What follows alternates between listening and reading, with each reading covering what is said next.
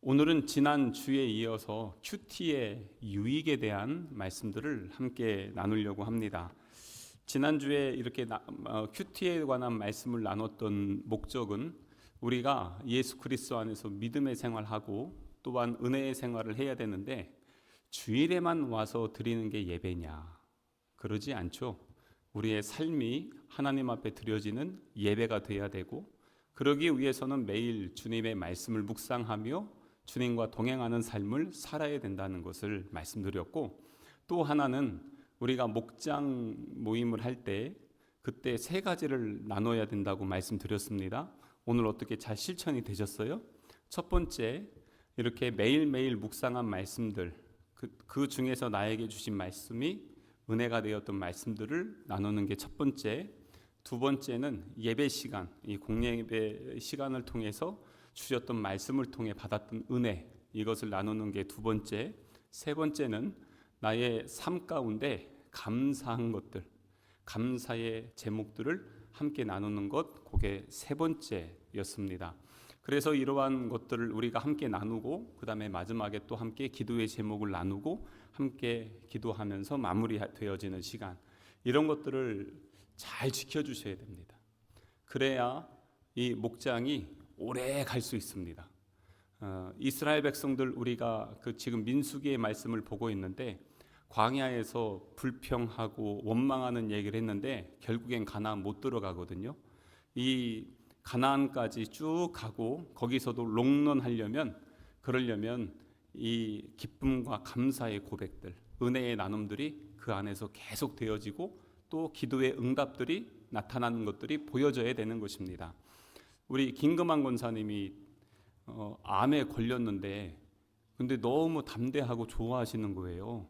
그러면서 감사합니다, 감사합니다, 은혜입니다, 이거를 갈 때까지 계속 하시고 수술 받기 전에도 그렇게 하시더니, 저는 사실 저 개인적으로는 처음 봤어요. 암 수술하고 나오시자마자 문자를 보내시는 분.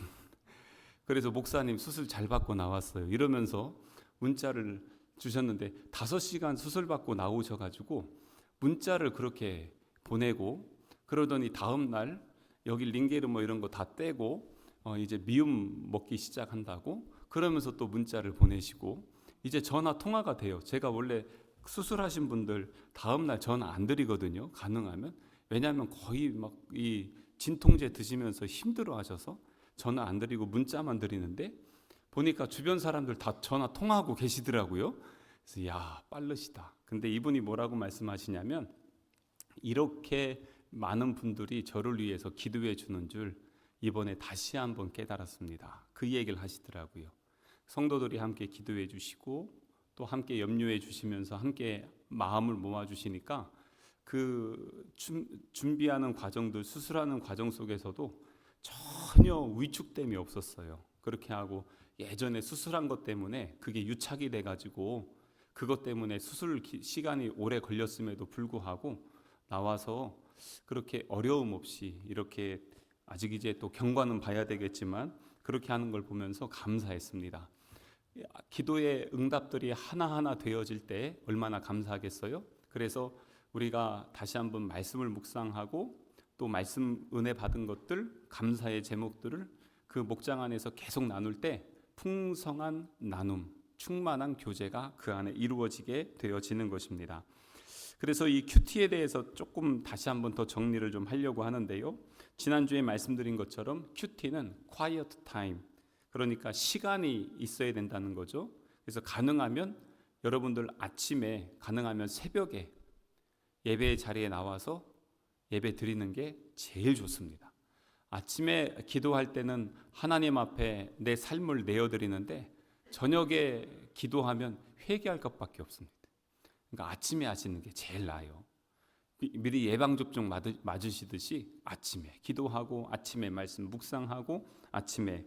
그래서 저희가 새벽 예배 못 나오시는 분들을 위해서 그 말씀 묵상 본문을 단톡방에 보내드릴 때 오전 7시면 땡 뜨거든요. 밴드에도 뜨고 그리고 단톡방에도 목장 리더방에 올려드리는데, 그 다음부터는 이제 여러분들이 받으시는 것은 여러분 그 목장 리더가 언제 보내드리느냐에 따라서 받으시는 시간이 각 목장별로 다르실 수는 있습니다. 하지만 저희는 오전 7시에는 기본으로 항상 보내드리고 있습니다. 그리고 또한 이 말씀 묵상은 매일 하는 것입니다. 여러분 하루도 밥 안 먹고 살기 어렵죠. 항상 하나님의 말씀을 먹어야 되는 것입니다. 그리고 또한 여러분들의 시간과 장소가 있어야 됩니다. 예수님도 골방이 있었고 우리도 골방이 있어야 됩니다. 그리고 또한 성경 말씀을 통해서 나에게 주신 하나님의 음성을 들어야 됩니다. 그 음성을 듣는 시간이 꼭 필요하고요. 그 다음에 묵상해야 된다라고 말씀드렸어요. 명상과 묵상은 다르다는 것 이제 조금 이해되시겠죠? 그래서 명상이 아닌 하나님의 말씀을 묵상하면서 그것이 나중에는 내 삶에 적용이 돼야 된다는 것. 지난주에 그 당신이 더 행복했으면 좋겠습니다. 스티커 차에 붙이냐 마냐 요거 가지고도 한번 말씀을 드렸었죠. 그래서 이 말씀을 이렇게 하는데 여러분 그 말씀을 묵상할 때 제일 먼저 해야 되는 게 뭐라고 말씀드렸어요? 기도입니다. 기도, 준비 기도를 해야 되는데 기도는 얼마나 해야 된다고 말씀드렸죠? 기도는 3분? 5분? 몇 분이요? 준비될 때까지. 준비될 때까지. 내 마음이 하나님의 말씀을 받아서 내 영혼의 밭이 옥토가 될 때까지. 그리고 때로는 10초가 될 수도 있는데 어느 날은 3분, 5분, 10분, 30분 하다가 끝날 수도 있어요. 그래도 괜찮습니다. 그래도 묵상하면서 하나님과 동행하는 것이죠. 그렇게 하고 기도할 때 제일 먼저는 씻어내는 기도를 합니다. 나의 연약함, 나의 허물, 내 감정의 무거운 거, 여러 가지 짐들 하나님 앞에 내려놓는 기도를 하고 그 다음에 주님을 사모하며 주님의 말씀을 듣기 위한 그러한 준비를 해야 됩니다. 그래서 제가 다시 한번 읽어드리면 사랑하는 주님 저를 받아주십시오. 이 아침에 주님을 만나는 것이 제 영혼의 큰 기쁨이 됩니다. 이 시간 오늘 하루의 일과와 여러 가지 걱정들과 그리고 제 마음의 무거운 짐들을 모두 다 주님 앞에 내려놓습니다. 끊임없이 나를 떠나지 않는 세상적인 욕심과 사람들에 대한 상처와 미움을 주 앞에 내려놓사오니 우리 주 예수 그리스도의 보혈로 깨끗이 씻어 주옵소서. 오직 주님만을 사모하오니 이 시간 보좌에 오르셔서 저의 왕이 되옵소서. 제가 사랑하는 주님의 말씀을 깊이 알아듣고 깨달을 수 있도록 성령의 감동을 주시고 주님의 인도하심에 순종하며 따라갈 수 있는 믿음도 허락하여 주옵소서. 주님 사랑합니다. 예수님의 이름으로 기도합니다. 아멘. 이제 이런 식으로 이렇게 기도를 하시면 됩니다. 이렇게 기도하면서 더 깊은 기도, 하나님의 말씀을 붙잡는 그러한 기도를 함께 올려드릴 수가 있게 되죠. 그러면서 이제 기도했으면 말씀을 쭉 묵상을 합니다. 말씀을 읽는데 오늘 오전에도 말씀 나눴던 것처럼 응답 받는 기도냐 응답하는 기도냐라는 말씀을 드렸잖아요. 마찬가지로 성경을 내가 분석할 것이냐 하나님이 보게 하실 것이냐 요거 중요합니다. 성경은 하나님의 감동으로 된 것이죠. 그렇기 때문에 내가 본다고 해서 해석되어지는 게 아니라 성령께서 보여주셔야 열리는 겁니다. 그래야 창세기부터 요한계시록까지 모든 말씀이 하나님의 말씀임이 믿어지게 되는 것입니다. 그래서 내가 분석할 것이 아니라 성령님이 보여주셔야 된다는 것을. 그래서 성령님으로 이스라엘 백성들이 구름기둥 불기둥 따라가듯이 성령께서 보여주시고 인도하여 주시는 대로 하나씩 따라가야 그래야 그 안에서 하나님의 생명의 말씀들이 보여지기 시작합니다. 그때 제가 이런 말씀 드렸어요. 말씀 몇 번 읽으면 될까요? 한 번 읽으면 될까요?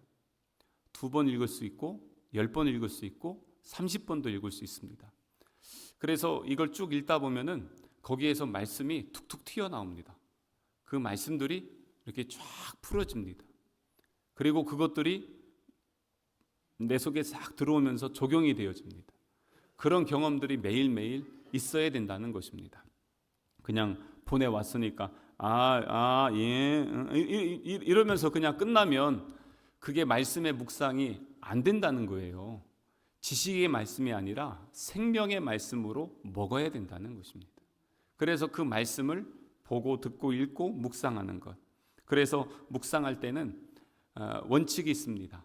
첫 번째가 임마누엘입니다. 지금 주님이 나와 함께 하신다. 내 안에 오셔서 나에게 말씀하여 주신다. 그리고 또한 이 말씀은 씨앗이거든요. 복음의 씨앗이에요. 복음은 기쁜 소식입니다. 그렇기 때문에 복음의 씨앗이 내 안에 들어온다. 그래서 내 안에 들어와서 내 안에 있는 묵은 것들, 온전치 못한 것들을 갈아 주시고 나를 새롭게 하신다라는 것. 그리고 또한 지난주에 말씀드렸지만 거룩한 상상력을 동원해 보는 것입니다.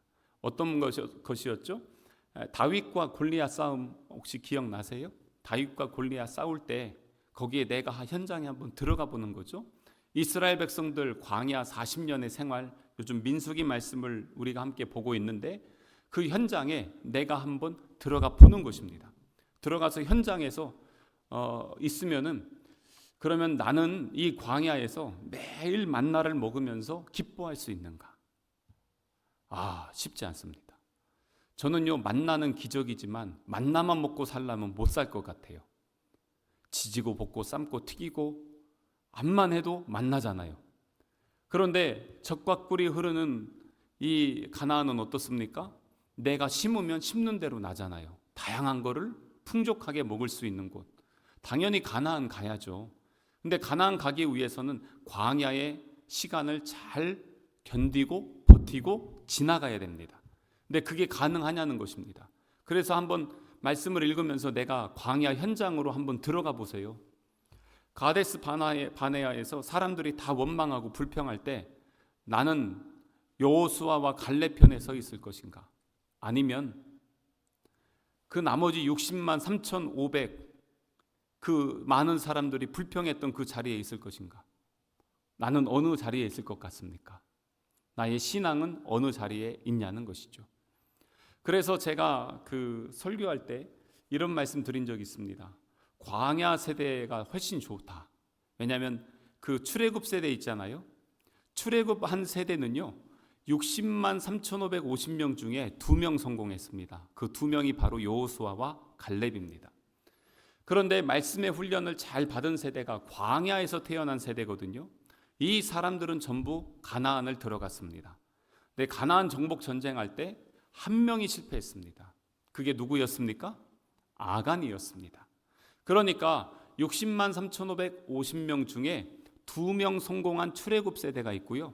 60만 1,750명인가 30명인가? 갑자기 이 60만 1,700명인데 이 중에 한 명 실패했습니다. 어느 세대가 더 좋은 세대입니까? 광야에서 태어난 세대가 좋은 세대입니다. 그럼 나는 한번 선택해 보죠. 나는 가나안 세대로 출애굽 세대로 살 것인가? 광야 세대로 살 것인가? 나는 광야에서 죽을 것인가? 가나안에 들어갈 것인가? 라는 것입니다. 그것을 한번 말씀을 읽으면서 현장에 들어가서 주변 사람들이 다 원망하고 죽겠다 불평하는데 그 자리에서 우리 주님과 함께 기뻐하며 감사하며 승리할 수 있는가? 그거를 한번 보는 것입니다. 그래서 오늘 우리 그 성경책 한번 보시겠어요? 오늘 새벽에 우리가 함께 묵상한 말씀을 한번 잠깐 지난주처럼 같이 한번 좀 보겠습니다. 민수기 19장입니다. 민수기 19장 오늘 1절부터 10절에 있는 말씀을 저희가 새벽에 말씀 나눴는데요. 227면쯤에 있습니다. 민수기 19장 1절에서 10절 말씀 저와 여러분들 한 절씩 한번 교독하시겠습니다. 여호와께서 모세와 아론에게 말씀하여 이르시되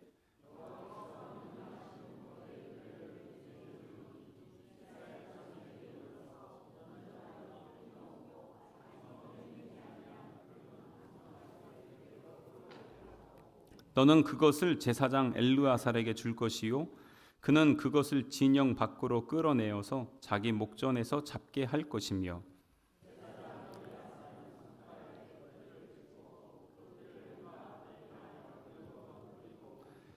그 암소를 자기 목전에서 불사르게 하되 그 가죽과 고기와 피와 똥을 불사르게 하고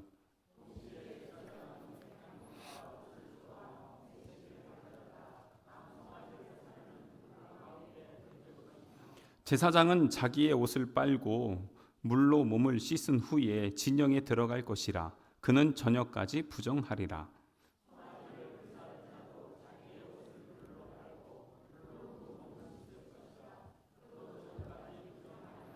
이에 정결한 자가 암송아지의 죄를 거두어 진영 밭 정한 곳에 둘지니 이것은 이스라엘 자손 회중을 위하여 간직하였다가 부정을 씻는 물을 위해 간직할지니 그것은 속죄 제니라.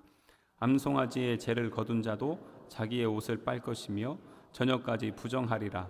이는 이스라엘 자손과 그 중에 거류하는 외인에게 영원한 율례니라. 아멘. 도대체 이 말씀을 읽으면서도 속으로 어렵다 하시는 분들 계실 수 있겠어요? 근데 이 말씀을 왜 주셨을까라는 것입니다. 말씀의 본문도 한번 보고 그 다음에 거룩한 상상력으로 이 현장에 한번 들어가 보는 것입니다. 이 말씀을 준 이유와 목적이 있겠죠. 그거는 뭐냐면 가데스 바네아에서 이스라엘 백성들이 하나님을 원망했습니다. 그래서 우리 하나님께서 뭐라고 했냐면 너희들은 광야에서 다 죽을 것이다. 60만 3,550명 중에 2명 빼고 다 죽습니다. 그러면 장례를 치러야죠. 60만 명의 장례식을 해야 됩니다. 40년 동안 60만 명 이상이 죽습니다. 장정만 60만 명이죠. 거기에다가 여자들 있죠. 그리고 태어나자마자 죽는 애들도 있겠죠. 그러니까 훨씬 많은 사람들이 100만 명 이상의 사람들이 광야 생활하다가 죽게 됩니다. 그러면은 이 많은 사람들 장례를 하는데 죽은 시체는 부정합니다. 그렇기 때문에 장례를 하면요, 우리 가족이니까 시신 수습할 거 아니겠어요? 그러면은 그 가족이 부정해집니다. 근데 하루에 최소 8명에서 그 이상의 사람들이 계속 죽습니다. 40년 동안. 그러니까 하루 종일 매일 장례가 있다고 생각해 보세요. 그런 상황에서 부정한 사람들이 너무 많이 생기는 겁니다.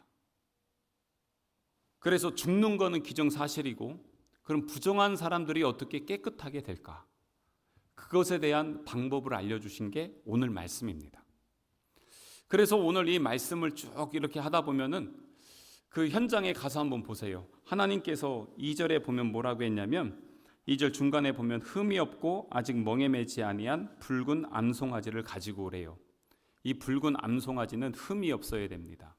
그러니까 태어나서 멍에도 매지 않고 흠도 없는 건 상처가 없다는 거죠.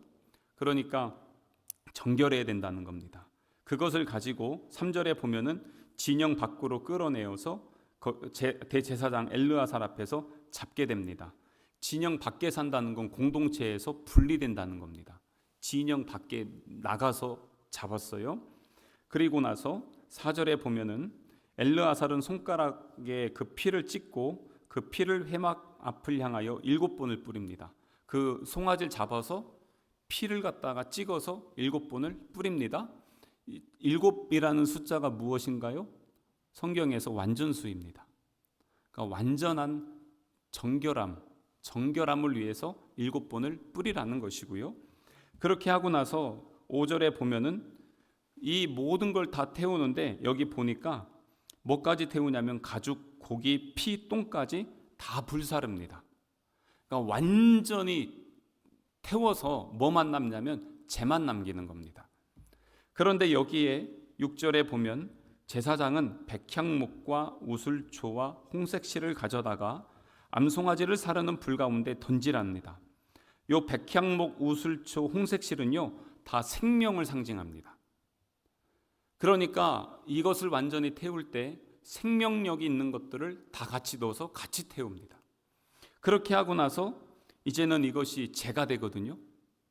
완전히 재만 남으면 요 재 남은 것을 갖다가 어떻게 하냐면 이 물을 섞어서 이것을 이제는 나중에 뒤에도 이제 나오긴 하는데 그 17절을 한번 보세요. 17절에 이제 내일 말씀이긴 한데 그 부정한 자를 위하여 죄를 깨끗하게 하려고 불사른 재를 가져다가 흐르는 물과 함께 그릇에 담으라는 것입니다. 그리고 19절 보세요. 이것을 그 정결한 자가 셋째 날과 일곱째 날에 그 부정한 자에게 뿌려서 일곱째 날에 그를 정결하게 할 것이며 그는 자기 옷을 빨고 물로 몸을 씻을 것이라. 저녁이면 정결하리라. 그러니까 장례를 하면서 부정한 사람들을 위해서 지금 이것을 뿌려서 정결케 하는 과정들을 겪게 되는 것입니다. 그냥 여기서 하면 그냥 말씀 본문이거든요. 근데 이스라엘 백성들이 이걸 하면서 거룩한 상상력, 이건 제 개인적인 묵상입니다. 거룩한 상상력을 한번 이렇게 하면서 말씀을 보세요. 굳이 이거 안 해도 되는데 가데스 바네아에서 원망하고 불평해서 하나님께서 다 죽이겠다고 하시고 나서 죽이긴 하지만 남아있는 사람들, 부정한 사람들을 정결케 하기 위한 과정으로 준 거잖아요. 굳이 여기까지 안 가도 되는데 원망하고 불평해서 여기까지 온 겁니다.